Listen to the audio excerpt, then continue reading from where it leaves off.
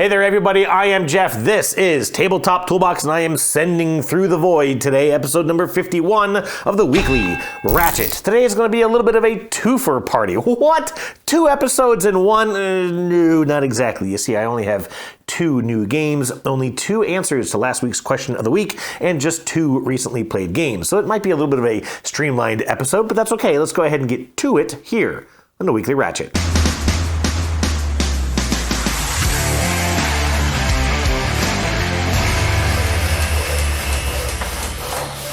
Hey there, everybody. Welcome back to the Weekly Ratchet. Thank you so much for joining me here on episode number 51 here in Ashland, Virginia. As always, I hope you've had a fantastic week of getting to play games with family and or friends.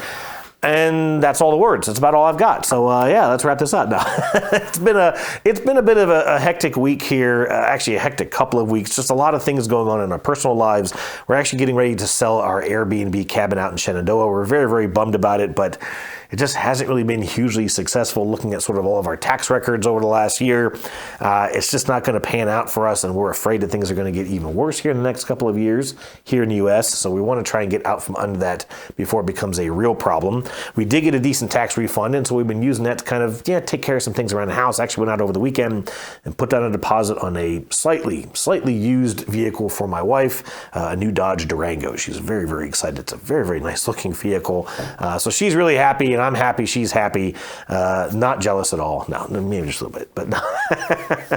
Anyways, so that's been going on, and we just haven't had a chance to play a lot of games. I did finish filming a preview video for the game of Taxi. That should be ready to go up here pretty soon. I think he's launching that game within the next 10 days or so that video should be going up. It's a very straightforward video. I've mentioned here that it's not really my type of game, but still tried to put together a nice video for that, and you should get to see that here fairly soon. Other than that, not a whole lot to chat about, except for I do want to share one thing. I actually have a plan. I have a plan starting with this Ratchet episode at the end of my filming for this. I'm going to try and put together my first ever TikTok video. That's right. I'm going to jump over to TikTok, and this is because of 2 conversations I've had in the past week with local friends and actually a neighbor just down the road who uses TikTok for their various, hobbies and interests. And what my buddy Jeff Foxwell mentioned to me was that, hey, look, you should just use the question of the week as sort of a teaser to bring people over to the Weekly Ratchet. And I said, that's a brilliant idea. I hate to admit it, but damn it, that was a good idea. And so I've spent kind of the past week just thinking about that and starting to sort of get the wheels spinning as to how I want to do that. I actually spent some time over the weekend putting together just a colorful background that I'm going to try and use for those short little, essentially a commercial. So I'm going to try and use TikTok and maybe some YouTube shorts to run commercials for the Weekly Ratchet and for the channel, hopefully to try and kickstart some new growth for the channel, because it's either going to be that or it's going to be the Dice Tower teach videos if that materializes, or I might just turn into a gamer and maybe leave the YouTube stuff behind. Don't want to go that route, but I need to get this channel going, because for all the stuff that I do, to only have 1,080 subscribers is just not working. I need the numbers to be able to start getting more games and be able to have more stuff to talk about. Anyways, I think that's enough to ramble about here at the top of the show. So let's go ahead and get to some new games.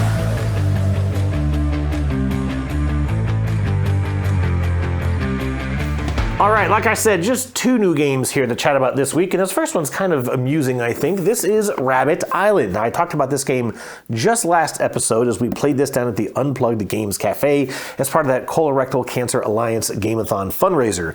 This is from a local designer, Samantha Italia, and my buddy Jeff Foxwell, who I've now mentioned a couple times recently, kind of had a hand in playtesting this and just kind of supporting its growth, as Samantha and I believe her sister were putting this game together. So we played this last week, and it was fine. This is in no way an incredible game. It would not crack my top 100, but my daughter really enjoyed it especially, and despite it being this fairly big box, it's not really too overgrown with components. It can fit fairly well on a reasonable sized table, and I think we could even take this to like the local brewery that we go and we hang out, and just the 3 of us could play this on one of their larger tables. The funny thing with this, though, is that I contacted Jeff and I said, hey, we want to go ahead and get a copy of this. Can you see if Samantha has any? And he wrote me back just fairly short time later and said they don't have any more copies. They've literally just gotten rid of all their excess product. I think they sold it somewhere overseas, kind of got rid of their last pallet of games, and they just don't have any more. So I went out on eBay and I picked up a copy of this for $25. And I felt kind of bad because I wanted to be able to buy it directly from the designer. I thought, hey, maybe she can even sign the copy for me. I love having autographed games, especially from local publishers or local designers or folks that I know. I was kind of bummed that I couldn't buy it directly from her. We are looking forward to checking this out. I was hoping to get it played over the weekend, but I just wasn't really feeling that well. So we did not get a chance to play Rabbit Island again. And I did also learn that I played some of the rules wrong the last time. Not a huge difference, but it should kind of bolster maybe the score a little bit and some of the money that we have left over at the end of the game. If you kind of remember, I felt that the end game scoring of that was really, really, really low for how high the scoreboard went. Anyways, up next is City of Iron 2nd Edition. This is from Ryan Lockett and Red Raven Games. And so the story with this one real quick is that a local gamer made a post on our local Facebook page and said, hey, I'm getting rid of some old games. And I think this one was $20. Whenever I see those, especially from someone that I don't know, I try to, sort of make an effort to really go through the list and see if there's something that I can get to kind of support someone local who's trying to, thin out their collection by jamming mine full of games. But anyways, what I thought was kind of funny, I did not actually realize it was a Ryan Lockett game. It wasn't until I was walking back to my car and I looked at the box and I thought, this is a Ryan Lockett game. I only have one other Ryan Lockett game, and that is the Sleeping Gods Primeval Peril, I believe it's called. I've only played one of his other games, that's Empires of the Void 2. I've never played any of the other Ryan Lockett games, near and far, above and below. He's so well known for some of these story-driven games, and I've just never gotten a chance to play any of them. And I would love to work on that. So I'm going to try and get this one played. This is a city building game. It uses a bit of, if I understand, either deck or bag building. I think it's deck building based on the BGG description. Like I said, city building game, and I love city building games. There is some stuff in here I'm not super crazy about, like bidding for turn order. I just never did care for that. But that's usually not a deal breaker for me. Just not my favorite thing to do in games. Anyways, this one looks cool. A lot of his games look awesome. Hopefully I can check this one out pretty soon. Let's see. Other than that, hey, I got myself a new Chromebook, so let's go ahead and use it for Question of the Week.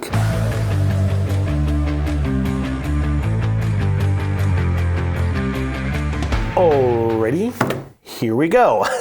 Listen, maybe this is my fault. I don't know. Feel free to tell me. But I only got 2 answers to last week's Question of the Week, in which I asked to share kind of a funny story or a funny conversation that maybe you have with someone about board games, maybe someone you chatted to while playing games in public, someone who's, maybe not necessarily part of or aware of the hobby.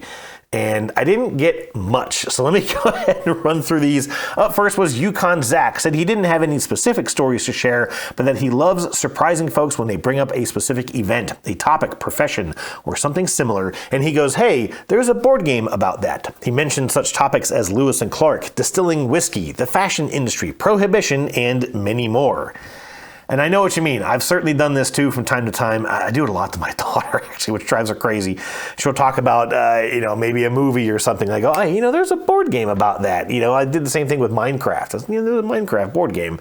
And it's funny because whenever I do this, I usually get 1 or 2 answers. I get, oh, really? Oh, that's weird. Or, yeah, I'm sure there is. Yeah, no surprise, right? So it kind of depends on who you're talking to. But I did think that was pretty funny. Rentless shared a story about the internet technician coming to his house, seeing his game collection, and mentioning that he doesn't play games because of how mean and tedious Monopoly gets after a few hours. He said he tried to explain that there were a bunch of different games out there these days, but this information appeared to fall on deaf ears. And I thought that was pretty funny because I had a internet tech come out to our previous address. This was now 5 years ago or so. And he actually saw the game collection and he's, oh, you play games? Well, yes, that's why there's like 100 on these shelves. And he started telling me about all the different games that he plays and the stuff he likes to play with his buddies. And I thought it was kind of weird because I'm like, at what point in this conversation that I have a technician coming to my house, get my internet working, do I go, hey, here's my email or here's my phone number or my let's get together and play games, because that feels weird. And I didn't do that. I didn't really know how to do that. I was still new to the area, and this was really the first time that I had other people to play with. And so I didn't quite know how to handle that. I think today I would probably be like, oh shit, here's my card, or look me up on Facebook, let's connect, let's play some stuff together. But yeah, that's pretty funny, and I certainly know what you mean. That's that idea of, oh, I don't play games because Monopoly is terrible. There's a lot more than that out there. Anyways, that's it. Those are the only two answers that I had. So I'll share one more quick funny story. This is one I'd like to circle back to several times. This is actually from many, many years ago. It's right after my family and I started getting into games. And we had bought a game for my daughter, and it was Outfoxed. Just a delightful little kids game with a little bit of a deduction mechanism, a little bit of dice chucking, a little bit of a roll and move idea, but it's not really obnoxious necessarily. And my daughter was somewhere between 3.5 and 4.5 years old. We were living in Ohio, and my in-laws came to visit us. And we told my daughter, like, why don't you teach your grandparents how to play Outfox, and you guys can play a game together. And so she kind of did. We obviously had to help a little bit. And we explained that, well, yeah, you roll these dice, and then you can move. And Outfox is just a big grid. I mean, it's almost like a spreadsheet of spaces. And you can move anywhere you want to go orthogonally, or, across these different squares. So we explained that you roll the dice, and then you move that number of spaces anywhere you want to go, any direction you want to go, just to wherever you want to head to. And my mother-in-law was like, wait, we can go anywhere? Like, how does that work? And I had that initial moment of going, I realized that, in her generation, there was Monopoly, Candyland, Mousetrap, Chutes and Ladders, probably a bunch more that I can't think of, sorry, off the top of my head, where, yeah, I mean, you had a finite path. You would roll a die or pop a spinner or, whatever, flip a card and just go down that track. And that was it. That was as far as your decision space ever went. And so, yeah, just to see that confusion over this idea that the world is your oyster, you can go wherever you want to go, was definitely pretty funny. So that's a story I love to get back to whenever I can. Anyways, I'm hoping that my question for next week will be a bit more open, a bit more inviting to folks. We'll see how that works out. For now, let's go ahead and get to some recently played games.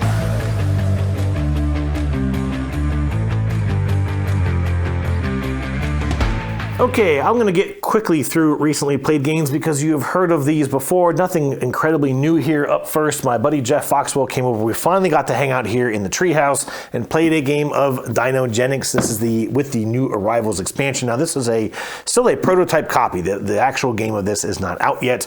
I'm very, very excited for it to come out. I was very excited to get to check this out with Jeff, who is sort of a game designer of himself. He doesn't have anything published, but he's working on a couple of things. And he's always looking for new ideas. And that's one of the things I really appreciate actually getting to chat with him is I've talked with Luke Laurie, of all people, who has said, yeah, I don't really ever get to play games. I play what I'm working on, and that's really about it. And I feel like if you're designing games, you should be looking for as much influence, as much inspiration as you possibly can. And so, hanging out with Jeff and chatting about different types of games and the way that they tackle different things like scoring or loss aversion or whatever is always really, really interesting. Anyways, we played Dinogenics, had just a really great game of this. I tried to approach it ever since I played this with the designer, Richard Keene. I've had a different way of thinking about this game, a different way of kind of approaching its puzzle. I don't necessarily go fish as much through the cards to try and get the DNA cards I need to make the dinosaurs that I want to make. I try to look at what's there, try to capitalize on what I can work with fairly quickly and get other things in place to score. And that was going well for me. Jeff got out in front of me. I actually managed to catch up and get back ahead sort of mid to late game, but then he bought one tile off the market that gave him a huge end game scoring jump. And even though I managed to keep that at only a 6-point lead on his end, it wasn't enough that I could overcome, and he beat me by just those 6 points.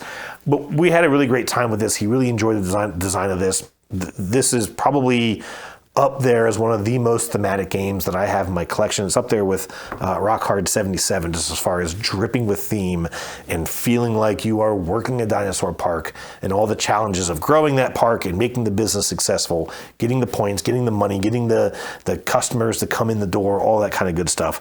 Just absolutely love this game. Dinogenics, and I'm looking forward to that sort of final expansion coming out. The last game I played just this past Thursday with my good buddy Daniel. He came over and we we played another round of At the Gates of Loyang. I have since given this copy back to the friend of mine locally who had it, but we got to play one more game of this before I had to send it back, and I still just had a really, really good time with this game. I will say that the theme in this one feels a little more weird because of this idea that you have sort of a market in front of you that only you can buy and sell to, but you can only buy and sell from or to it if the tokens are there to buy or if the spaces are open to sell. You don't get that much money for it. So even though you're also selling the vegetables, you sort of have your own shop that can supply you those vegetables.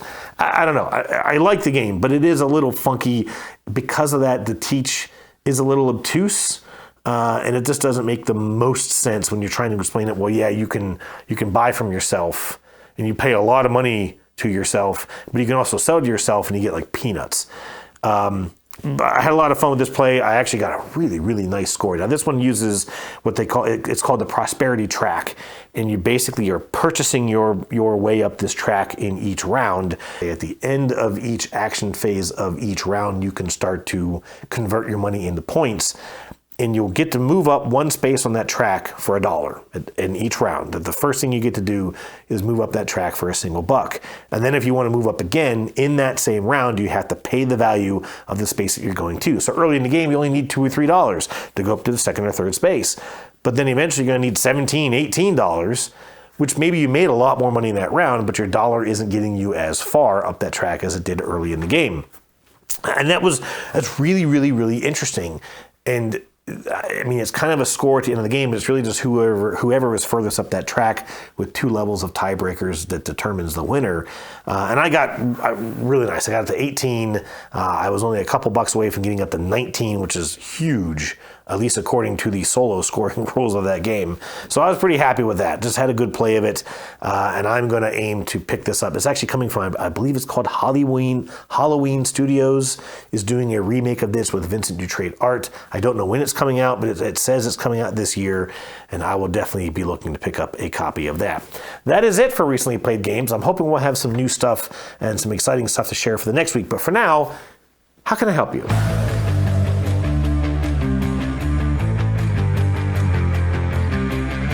All right, this is the second installment in the How Can I Help You segment, in which a viewer, in this case Yukon Zach, sent in a question that he was trying to get some help with in the hobby or industry. And he asked specifically, what is an affordable company or service that will make custom dice for the small guy? And he went on to mention he's working on a game design. He needs a specific number of custom dice for this game.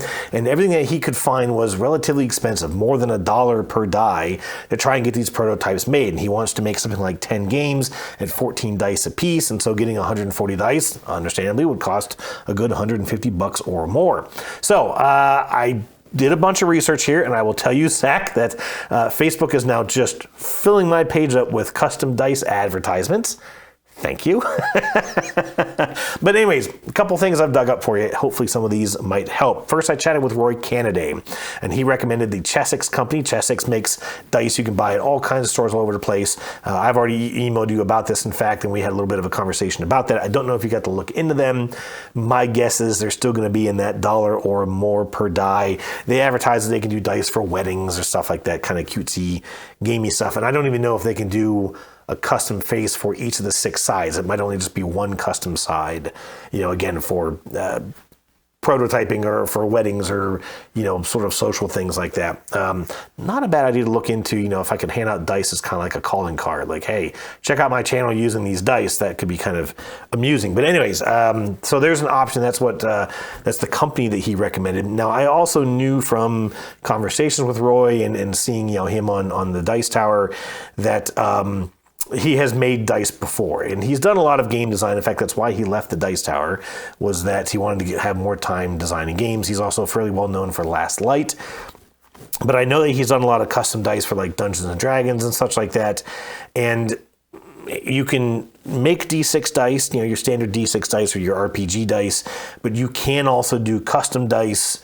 But you've got to either make or acquire custom molds. So I looked a little bit into this, not as much as I could have if I had a little bit more time, but I did find a couple of Etsy pages that will make custom molds for you that you can then make resin dice out of. but even those were like $150 for a custom mold. And of course, that right there is the same price you need to make about 10 games. So that may not be a route you want to take, but he did recommend a channel called Ribonator. I'll put it down here in the bottom of the screen, which he used to get some advice and tips and strategies on making custom molds. So certainly something you can look into. You can color them, you can make them however you want. Yes, making 100 dice might be a lot of work, but once you have the mold made, of course, you can make as many as you want.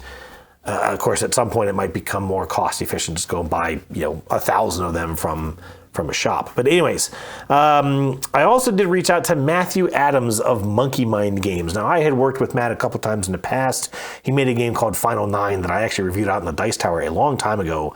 Really, really liked it. And then he sent me a couple of these snack box games. I do have the boxes. I didn't get them out, but he had sent me some prototypes on these. I still have one of the original ones here.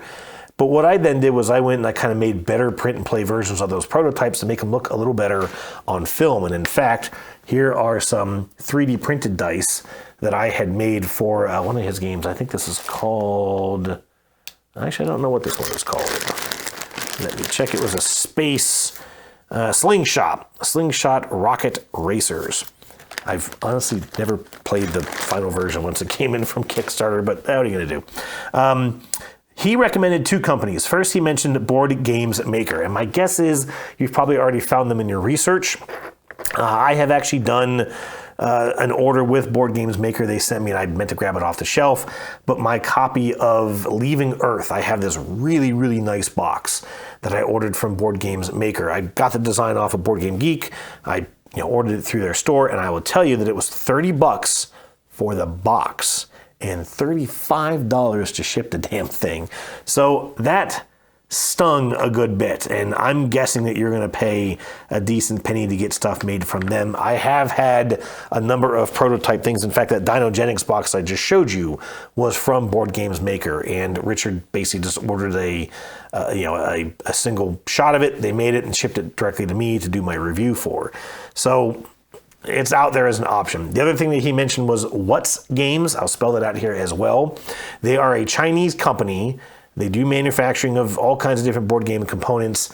He said that they can do smaller print runs, that their minimums are a little lower than what other companies tend to do. He suggested like 250 dice as a minimum number. Again, I don't know what the cost is. I did go to their website. It was a little slow to run, but it looked like a very nice website. But I couldn't get to any pricing information. There was basically just a button to fill out a form and get more information. So you might want to check them out. Might be something to look into. Now, a couple other things to chat about. I already mentioned this one was 3D printing dice. These are standard PLA. They are multicolor, as you can probably see here. I did this with my MMU attachment onto a Prusa printer. Of course, now like Bamboo Labs can do these, although you waste a ton of extra plastic going between the different colors. And even I have a little bit of bleed out here on my yellow. I'm sure you can't see on camera. Now, these aren't going to be perfectly balanced. They're infilled at maybe 30%, so they're not solid. They do roll pretty well. I'm sure that if you used them, where the hell did that go? I'm sure if you use them enough times, you're going to start to see certain sides come out more often than others.